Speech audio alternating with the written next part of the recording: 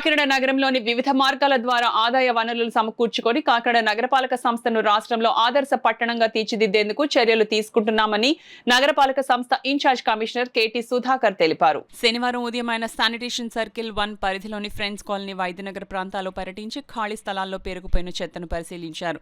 ఈ సందర్భంగా ఖాళీ స్థలాల యాజమానులకు నోటీసులు జారీ చేయాలని సంబంధిత అధికారులను ఆయన ఆదేశించారు. అనంతరం ఎన్ఎఫ్సిఎల్ రోడ్లోని కల్వర్ట్ను పరిశీలించిన కమిషనర్ మాట్లాడుతూ కాకినాడలో పన్నులు చెల్లించిన ఖాళీ స్థలాలను ఇప్పటికే గుర్తించడం జరిగిందన్నారు. ఆయా యజమానులు నవంబర్ 25 లోపు పన్నులు చెల్లించాలని, ఆ గడువు నాటికి చెల్లించినట్లయితే ఆ స్థలాలను ప్రభుత్వానికి 22A జాబితాలో చేర్చి స్వాధీనం చేసుకుంటామని ఆయన హెచ్చరించారు. అలాగే నగరంలోని చాలా ఖాళీ స్థలాల్లో చెత్త పేరుకుపోవడం వల్ల స్థానికులకు ఇబ్బందులు ఎదురవుతున్నాయని, ఆ చెత్తను తొలగించి కాలనీల అభివృద్ధి దిశగా చర్యలు చేపడతామని కమిషనర్ పేర్కొన్నారు. మామూలుగా ఈ చెత్తకు నిలయంగాను, తర్వాత విష సర్పాలకు కానీ వీటికి కానీ నిలయంగా ఈ పెట్టుంచారు. దీనివల్ల చుట్టుపక్కల పబ్లిక్ కూడా చాలా ఇబ్బందికరమైన పరిస్థితులు ఉన్నాయని చెప్పేసి తెలియజేస్తూ ఉన్నారు. కాబట్టి ఈ వేకెంట్ సైట్ ఓనర్స్కి తెలియజేసేది ఏంటంటే, మేము ఆల్రెడీ చెప్తాం మీకు, మీ యొక్క సైట్స్ క్లియర్ చేసుకుని మీ సైట్స్ని ప్రొటెక్ట్ చేసుకోమని చెప్తా ఉన్నాము.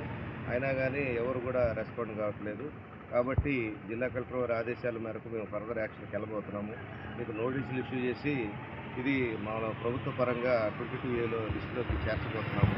కాబట్టి వైద్యనగర్ మొదటి వీధిలో ఉన్నటువంటి వేకెంట్ ట్యాక్స్ వేకెంట్ దారులను ల్యాండ్ దారులందరూ కూడా చేయాల్సింది ఏంటంటే, ఎట్టి పరిస్థితుల్లో మీకు అదే అసెస్మెంట్ ఉందా లేదా, అసెస్మెంట్ కనుక మీరు వేయించుకొని ఉంటే, విఎల్టీ కనుక వేయించుకొని ఉంటే ఖచ్చితంగా విఎల్టీ మీరు 25వ తారీఖు లోపు, నవంబర్ 25వ తారీఖు లోపు పే చేయాలి. పే చేయటమే కాదు, మీ యొక్క సైట్ క్లియరెన్స్ చేసుకొని మీ సైట్ని ప్రొటెక్ట్ చేసుకోండి. దీనివల్ల మీ ఆస్తులు కాపాడుకోవటమే కాకుండా చుట్టుపక్కల ఉన్న వాళ్ళకి ఎలాంటి హానికరమైన పరిస్థితులు లేకుండా, లేకపోతే వాళ్ళ ఆరోగ్యాలను దెబ్బతీసే పరిస్థితులు లేకుండా ఉంటుంది. అదేవిధంగా మా కార్పొరేషన్కు రావాల్సిన ఆదాయం కూడా వస్తుంది. కాబట్టి ఈ విషయంలో మీరు సహకరించవలసిందిగా ఖాళీ స్థల యజమానులకు కోరుతా ఉన్నాము. ముఖ్యంగా ఈ రోజున వైద్యనగర్ మెయిన్ రోడ్లో ఈ పరిస్థితి ఉంది. కాబట్టి వీళ్ళందరికీ కూడా ఈరోజు నోటీసులు ఇష్యూ చేయడం